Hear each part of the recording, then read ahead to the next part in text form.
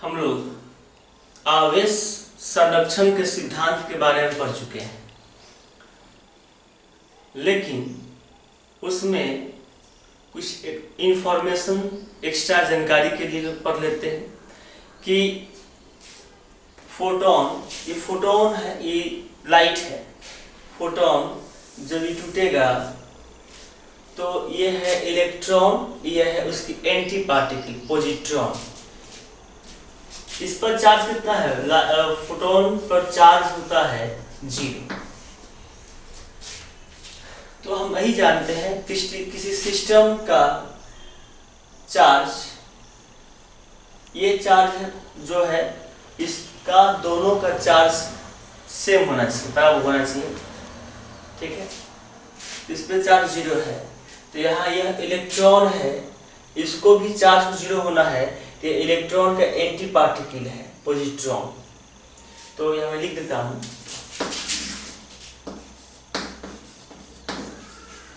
Electron का anti particle positron होता है।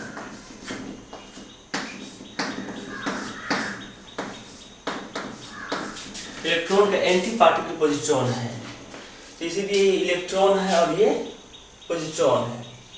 तो इनका भी चार्ज कितना हो जाएगा? टोटल चार्ज कितना हो जाएगा? टोटल चार्ज 0 हो जाएगा, दोनों का टोटल चार्ज 0 हो जाएगा। ये आवेश के संरक्षण सिद्धांत का पालन करता है। इस प्रोसेस को बोलते हैं, एक फोटोन, इलेक्ट्रॉन और पॉजिट्रॉन टूटता है, इसको बोलते हैं पेयर ऑफ प्रोडक्शन, युग्म उत्पादन। ये सिर्फ आपको एक जानकारी के लिए है, आप थोड़ा बहुत जानिए, समझिए।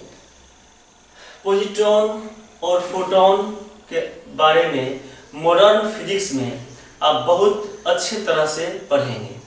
यहाँ सिर्फ बुक में लिखा हुआ है, इसीलिए मैं इसको थोड़ा सा समझाने का प्रयास कर रहा हूँ। यहाँ देखिए, अगर पॉजिट्रॉन और इलेक्ट्रॉन जब आपस में मिलेंगे तो क्या बनेगा? लाइट निकलेगा। इलेक्ट्रॉन पॉजिट्रॉन आपस में मिल जाएंगे, क्या निकलेंगे? वो लाइट, मतलब फोटोन। और ये फोटोन 2 बार लिखा गया है, क्योंकि इक्वेशन को बैलेंस करने के लिए लिखा गया है। आप वो केमिस्ट्री में पढ़े भी होंगे, बैलेंस करने के लिए ऐसा किया गया है। तो मैं इसलिए 2 गामा लिखा हूँ। इसको मैं बोलता हूँ पेयर ऑफ एनिहिलेशन, युग्म विनाश। ये सिर्फ आपको इंफॉर्मेशन के लिए है, आप इसको नोट करिए। हम लोग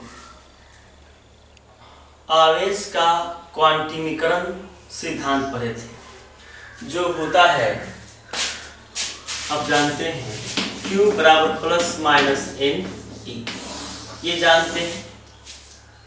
और E जो होता है मूल आवेश, फंडामेंटल चार्ज, मूल आवेश मानते हैं, और इसको सबसे छोटा आवेश मानते हैं। तो इससे छोटा आवेश नहीं होता है। इलेक्ट्रॉन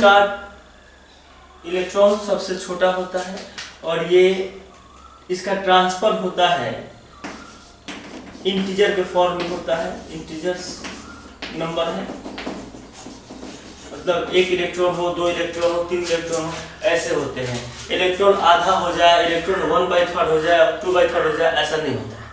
ये चीज है, इस समय में पढ़ा, लेकिन आप आगे की क्लासों में पढ़ेंगे क्वार्क।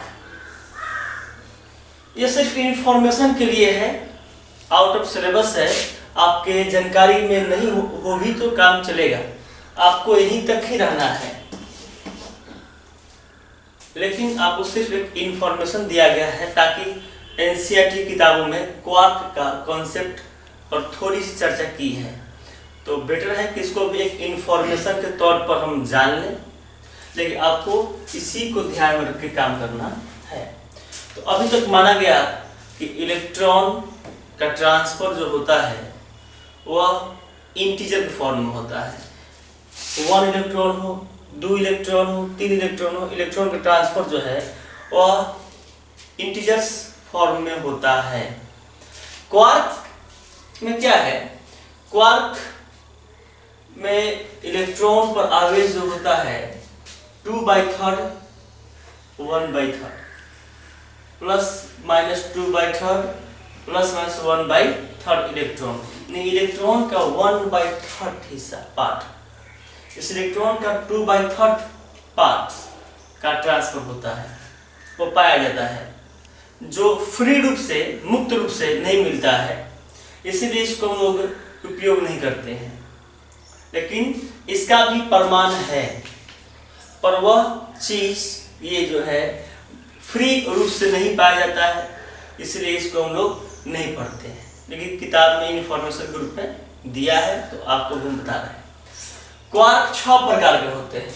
अप यू लिखा है, चार्म, टॉप जिनका आवेश +2/3 इलेक्ट्रॉन होता है, down, sideways, bottom, bottom B इसका एक और नाम है सुंदरता, जिनका आवेश -1/3 ई होता है। ये जो नाम है, ये नाम को मत जाना, ये नाम सिर्फ अच्छा लगने के लिखा गया है, इससे कोई ज्यादा मतलब रहता नहीं है। हाँ, जब क्वार्क है तो उसका एंटी क्वार्क भी होता है, एंटी क्वार्क। अगर एंटी क्वार्क के समझ लीजिए कि ये +2/3 है, इसका एंटी क्वार्क क्या हो जाएगा, -2/3 हो जाएगा, और उसका जो चिन्ह होगा वो ऐसा हो जाएगा, बार लगा देते हैं। तो एंटी क्वार्क को एक ओवर बार से प्रदर्शित किया जाता है, तो हो जाएगा U पर ओवर बार लगा दिए, बार ब्रैकेट लगा दिए, तो हो गया U का एंटी क्वार्क, जिसे एंटी अप कहते हैं, इसका चार्ज क्या हो जाएगा -2/3। अगर हम बोले एंटी डाउन तो क्या हो जाएगा, वो +1/3। अगर पूछा जाए एंटी डाउन क्या हो जाएगा, +1/3 ई हो जाएगा। तो हम लोग यही चीज जाने हैं कि इलेक्ट्रॉन जो है, इलेक्ट्रॉन किसी एटम में इंटीजर के फॉर्म में रहते हैं, ट्रांसफर होते हैं, वो फ्रैक्शन टर्म में भिन्न रूप में नहीं होते हैं। लेकिन एटम में देखा गया इलेक्ट्रॉन क्वार्क के भी फॉर्म में होते हैं, पर वो फ्री मुक्त रूप से नहीं मिलते हैं। हाँ, प्रयोग में है क्वार्क मिला, पर वो फ्री रूप से नहीं मिला, नहीं पाया गया, फ्री रूप से नहीं दिखा जाता है, इसीलिए इसको हम लोग इंटर के लिए नहीं जानना है, सिर्फ एक इंफॉर्मेशन के लिए का, इसके भी बाकी सभी बातें होती है। ठीक है, तो इसको नोट करिए, डरने की बात नहीं है, आउट ऑफ सिलेबस है, इसको सिर्फ नोट करिए। क्वार्क के बारे में हम जो पढ़े, क्योंकि वहाँ पर जो इलेक्ट्रॉन होते हैं जो भिन्न रूप में है, 1/3 2/3 है, वो अस्थायी रूप से नहीं मिलते हैं, अस्थायी रूप से मिलते हैं। तो इस जानकारी के लिए है ये सब चीजें। अस्थायी रूप से आप इलेक्ट्रॉन का ट्रांसफॉर्मेशन इंटीजर के रूप में होता है, 1 इलेक्ट्रॉन का ट्रांसफर हो, 2 इलेक्ट्रॉन का हो, 3 इलेक्ट्रॉन का हो, पूर्णांक रूप से होता है, तो वो आप जानते हैं। लेकिन क्वार्क का कॉन्सेप्ट ये है कि प्रैक्टिकली इसको भी मिला गया है कि इलेक्ट्रॉन जो होते हैं फ्रैक्शन पार्ट में भी होते हैं, लेकिन वो अस्थायी रूप से नहीं है, फ्री रूप से नहीं पाए जाते हैं, उनको सीधा ढूंढना मुश्किल है। तो इसको आगे पढ़ना है, जानकारी समझना है कि ऐसा भी होता है, पर हम लोग इसका उपयोग अपने न्यूमेरिकल पार्ट्स में नहीं करते हैं, इसका उपयोग सिर्फ हम लोग जानकारी के लिए करते हैं अभी इस क्लास के लिए। तो सिर्फ जानकारी की ही नज़र से इसको देखिएगा, सिलेबस की नज़र से मत देखिएगा इस टॉपिक को, क्वार्क्स के टॉपिक्स को। इसको देख लेते हैं। क्वार्क है तो इसमें ये बताइए कि प्रोटॉन में क्वार्क किस फॉर्म में है। तो प्रोटॉन में क्वार्क किस फॉर्म में है, इसके लिए आप जानते हैं कि इसको हम क्या बोलते हैं, किसका है, ये अप क्वार्क है, अप अप डाउन। क्या है, अप डाउन डाउन। तो देखिए प्रोटॉन का क्या हो जाएगा, प्रोटॉन को क्वार्क के कॉन्सेप्ट से बोलेंगे वह यूयूडी फॉर्म में है, यूयूडी फॉर्म में है। देखिए 2/3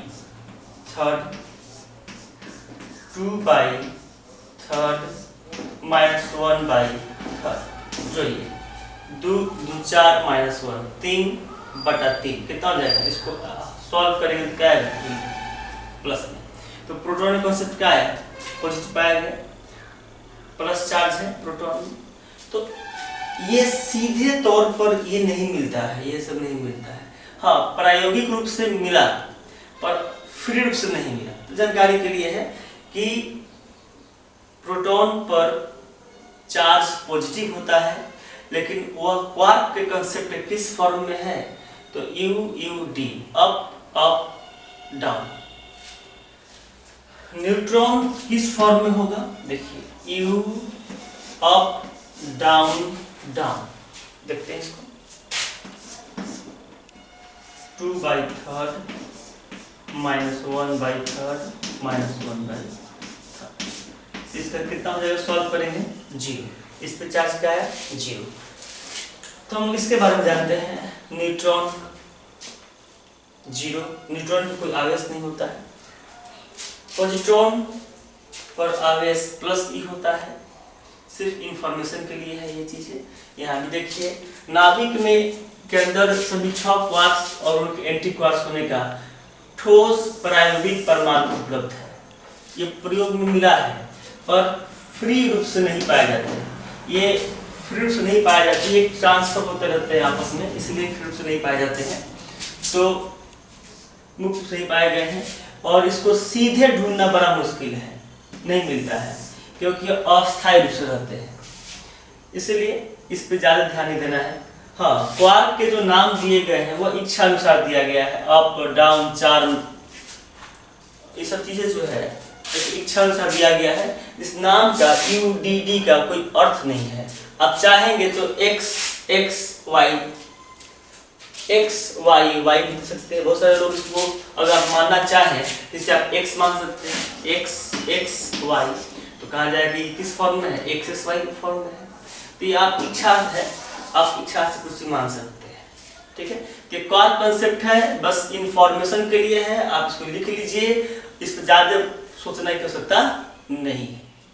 चलिए अभी जो हम पढ़ने वाले हैं वह इम्पोर्टेंट है, उससे न्यूमेरिकल बनाने में बहुत ज़्यादा हेल्प मिलेगा, इसलिए इसको देखिए।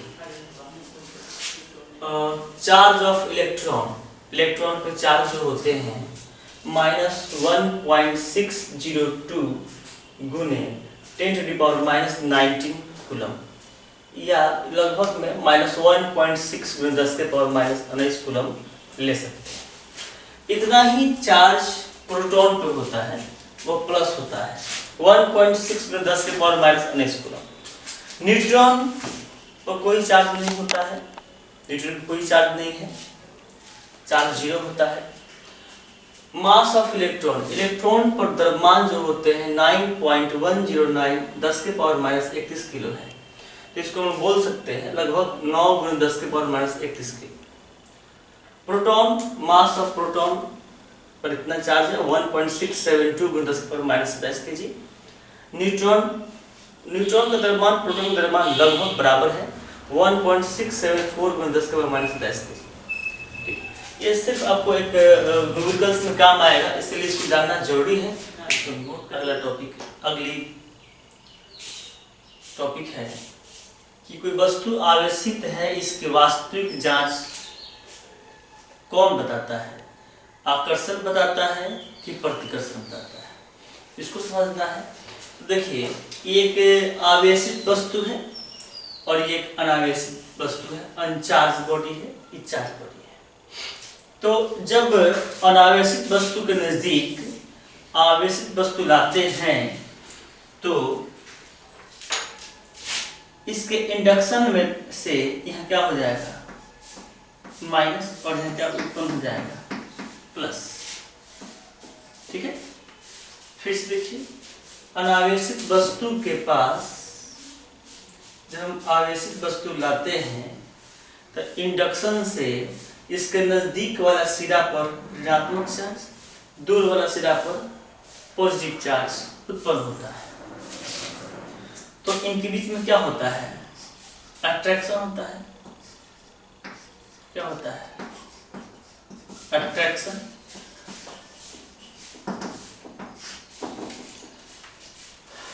अच्छा, ये दूसरा केस देखते हैं कि दोनों चार्ज बॉडी है, ये धनात्मक है और ये ऋणात्मक है। तो इनके बीच में क्या होगा? इनके बीच में भी अट्रैक्शन होगा, इनके बीच में भी अट्रैक्शन होगा, अट्रैक्शन है।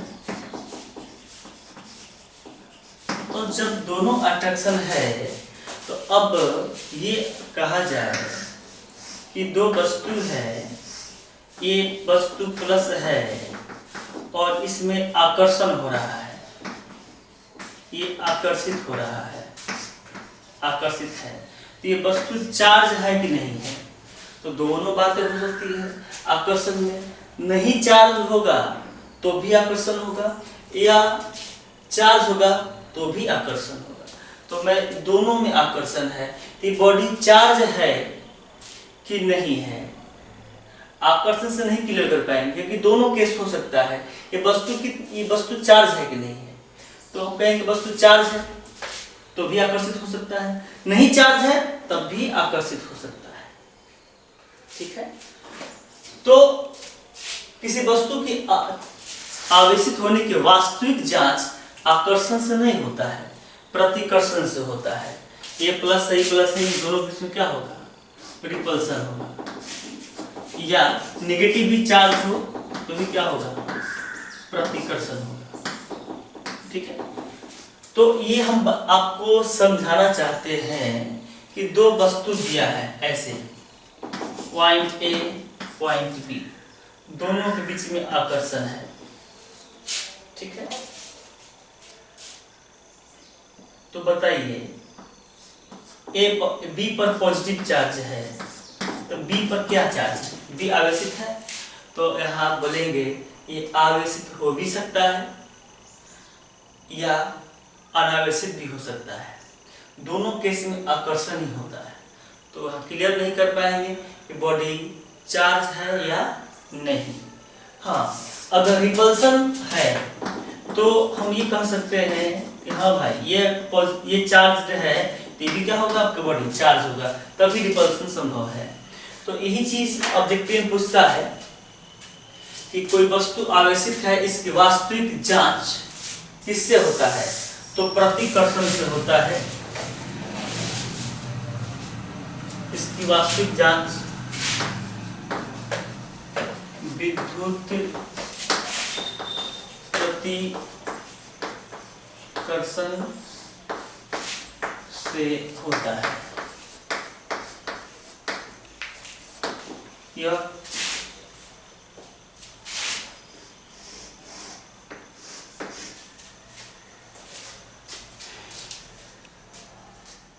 चलिए, हमने अभी पढ़ा कि कोई वस्तु आवेशित है, इसकी वास्तविक जांच प्रतिकर्षण से हुआ। अब उसके एग्जाम्पल को हम देखते हैं कि दो बॉडी चार्ज है ए बी, यहाँ पर रिपल्सन हो रहा है। ए और सी चार्ज है, ए और सी में अट्रैक्शन हो रहा है, दो बॉडी में अट्रैक्शन हो रहा है। बी और सी में भी अट्रैक्शन हो रहा है। तो ये बताना है कि कौन सी वस्तु उदासीन है। सोचिए, आपके सोचने लायक है, अपना दिमाग लगाइए। तो देखिए, स्टेप 1 पहले आप सोचिए, फिर हम आपको समझाते हैं कि कौन सी वस्तु चार्ज है, उदासीन है। तो देखिए, इसमें रिपल्सन हुआ, तो यहाँ रिपल्सन के कारण इसमें रिपल्सन है, तो रिपल्सन के कारण कंफर्म है कि दोनों वस्तु चार्ज्ड है। इसमें रिपल्सन के कारण स्पष्ट है ए और बी आवेशित है, ए और बी आवेशित है। तो कंफर्म कि दोनों चार्ज है, तो ए भी चार्ज है बी भी चार्ज है, ठीक है। तो ए सी को अट्रैक्ट कर रहा है, तो ए तो चार्ज है, सी के बारे में नहीं पता, ठीक है। बी भी चार्ज है, सी के बारे में नहीं पता। तो आप देखिए दो वस्तुओं में अगर आकर्षण हो रहा है तो ये चार्ज है, यह अनावेशित भी होगा तब भी क्या होगा, तब भी उदासीन होगा। जब दो वस्तु अट्रैक्शन में होगा तो एक वस्तु उदासीन भी होगा तब भी अट्रैक्शन होगा। तो यहाँ सी क्या है आपका, उदासीन है। तो अतः सी न्यूट्रल बॉडी है, मतलब उदासीन है, सी उदासीन वस्तु है।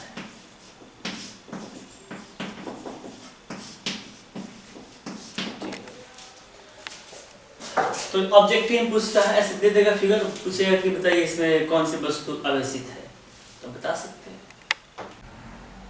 चलिए नेक्स्ट देखिए कि दो आवेशों का योग 0 हो, तो इसके बारे में बताना है कि Q1 और Q2 की प्रकृति क्या है। तो देखिए Q1 प्लस Q2 बराबर 0, इसको रख दीजिए, तो क्या हो जाएगा Q1 बराबर माइनस Q2। इससे क्या स्पष्ट हो रहा है कि दोनों के आवेश तो बराबर हैं पर प्रकृति विपरीत है, नेचर अपोजिट है। अगर ये पॉजिटिव होगा तो नेगेटिव होगा, अगर नेगेटिव होगा तो ये पॉजिटिव हो जाएगा। हाँ, दोनों के मान बराबर है। इसका कहने का मतलब ये है कि 5 कूलम का होगा तो यह भी 5 कूलम का ही होगा, पर विपरीत चार्ज का होगा। तो दोनों के मान बराबर होंगे लेकिन विपरीत प्रकृति के होंगे। तो ऑब्जेक्टिव पूछ देता है कि Q1 प्लस Q2 बराबर 0, तो निम्नलिखित में से 4 ऑप्शन दिए रहेंगे, आपको चुनना होता है। तो इससे आप क्या समझ में आया, क्या समझे आप कि Q1 बराबर माइनस Q2, आवेश तो बराबर हैं पर विपरीत प्रकृति के हैं, ठीक है। इसके बारे में जरा सोचिए आप कि Q1 Q2 ग्रेटर देन 0, तो दोनों आवेशों का गुणनफल पॉजिटिव है, तो दोनों आवेश किस तरह के होंगे ये बताना है। तो आप जानते हैं कि किसी दो वस्तु का, किसी दो मानों का गुणनफल पॉजिटिव है, तो अब क्या सोचेंगे कि दो मानों का योग गुणनफल, दो मानों का गुणनफल पॉजिटिव आए, तो हो सकता है कि ये दोनों प्लस हो, या हो सकता है कि दोनों माइनस हो, तब भी जाके पॉजिटिव होगा। दोनों वैल्यू पॉजिटिव होंगे तो भी पॉजिटिव होगा, या दोनों वैल्यू निगेटिव होंगे तो भी पॉजिटिव होगा। तो ये Q1 Q2 का गुणनफल पॉजिटिव है, तो पॉजिटिव है तो क्या लिखेंगे हम लोग, Q1 पॉजिटिव है एंड Q2 पॉजिटिव है, दोनों धनात्मक होंगे, या Q1 less than 0 and Q2 less than 0, या दोनों निगेटिव होगा, या तो दोनों पॉजिटिव होगा या दोनों निगेटिव होगा। तो क्या स्पष्ट हुआ कि दोनों का आवेश का मान बराबर तो नहीं है, दोनों आवेश का मान बराबर नहीं है, लेकिन दोनों का प्रकृति क्या है, समान है। कह सकते हैं यहाँ देखिए Q1 पॉजिटिव है और Q2 भी क्या है, पॉजिटिव। यहाँ कह सकते हैं Q1 निगेटिव है, Q2 भी क्या है, निगेटिव है। क्या लिखेंगे, आवेश का मान असमान है, सॉरी, हाँ, आवेश का मान असमान है, दोनों आवेश का मान जो है बराबर नहीं है, Q1 Q2 का मान अलग अलग होगा, लेकिन प्रकृति क्या है, लेकिन इनकी प्रकृति समान है। तो जब इनकी प्रकृति समान है तो Q1 Q2 के बीच में क्या होगा? रिपल्सन। यहाँ भी क्या होगा? रिपल्सन। इसलिए इनके बीच प्रतिकर्षण होगा। प्रतिकर्षण होगा। ये देखिए, दो आवेशों का गुणनफल नेगेटिव है, तो दो वस्तु का गुणनफल नेगेटिव कहा जाए, क्या बोलेंगे? या तो A प्लस में है, B माइनस में है, या A माइनस में है, B प्लस में है, तब जाके गुणनफल माइनस में आएगा। तो कह सकते हैं कि Q1 पॉजिटिव होगा तो Q2 नेगेटिव होगा, या Q1 नेगेटिव होगा तो Q2 पॉजिटिव होगा। बच्चे को ऐसा समझ लें, Q1 पॉजिटिव होगा तो Q2 नेगेटिव होगा। Q1 को नेगेटिव बोलते हैं तो Q2 पॉजिटिव होगा। तो दोनों आवेश की प्रकृति विपरीत है लेकिन मान बराबर नहीं है। लिखते हैं आवेश का मान असमान है।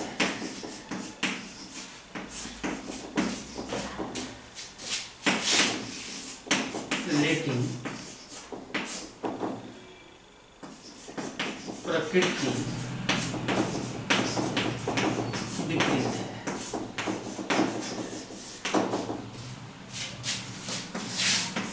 इसलिए इनके बीच आकर्षण बल लगेगा। तो ये ऑब्जेक्टिव में पूछा जा सकता है। चलिए, इलेक्ट्रोस्टैटिक स्कोप, इसके बारे में हम शुरू में कहे थे। किसी दो वस्तु को हम किसी भी विधि से चार्ज करते हैं तो एक में पॉजिटिव और एक दूसरी वस्तु नेगेटिव हो जाता है। ये हमको पता है कि चार्ज करेंगे, दो वस्तु को आपस में रगड़ेंगे तो एक प्लस चार्ज एक माइनस चार्ज होगा। पर हम कंफर्म कैसे बताएंगे किस वस्तु में प्लस होगा, किस वस्तु में माइनस होगा?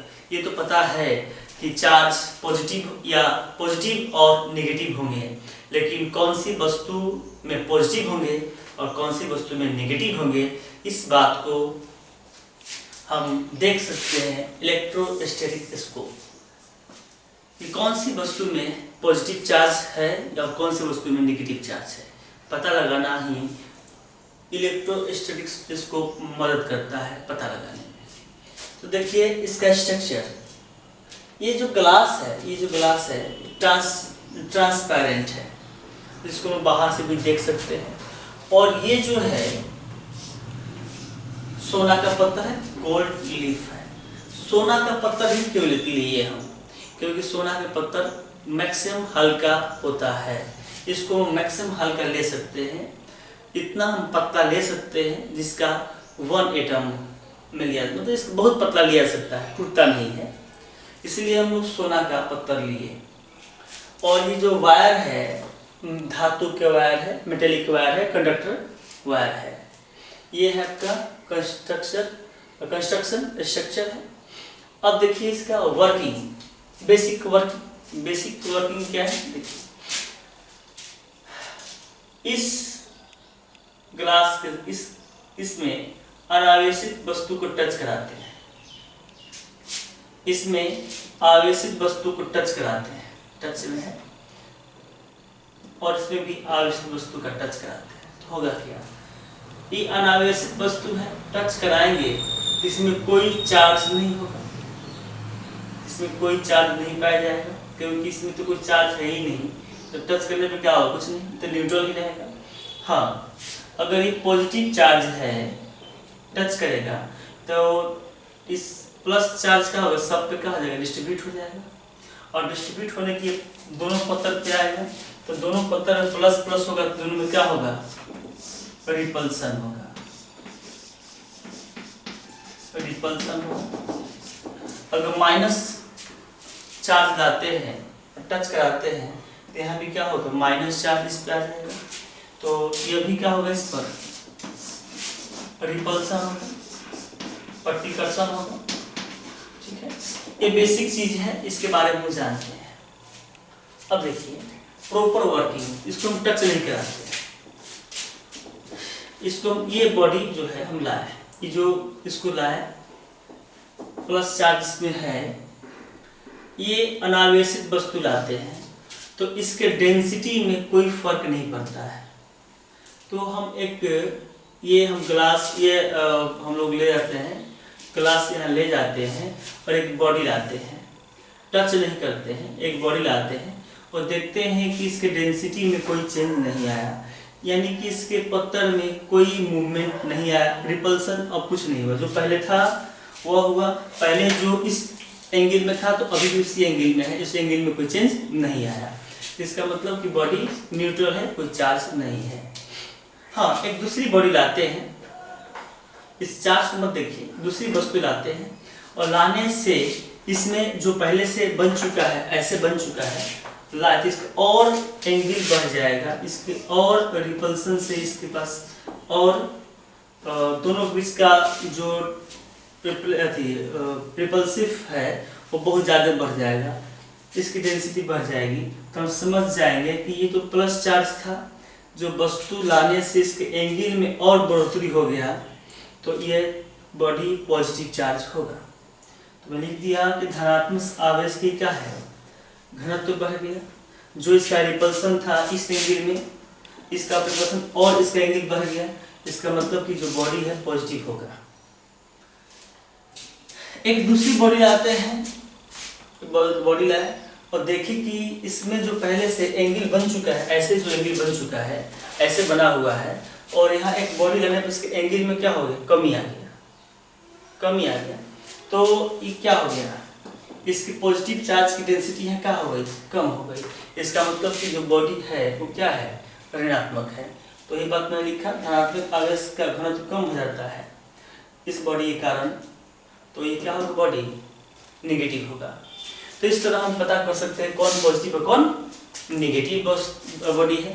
ये वर्किंग है, इसका कोई ज़्यादा महत्वपूर्ण चीज़ नहीं है, आपको सिर्फ जानकारी के लिए है कि इलेक्ट्रोस्टैटिक वाकई में काम कैसे करता है। ठीक है, अब इसके बाद जितने हम बात पढ़ चुके, चार्ज के गुणों पर आधारित प्रश्न पढ़ चुके, नेक्स्ट क्लास में इस पर न्यूमेरिकल होगा।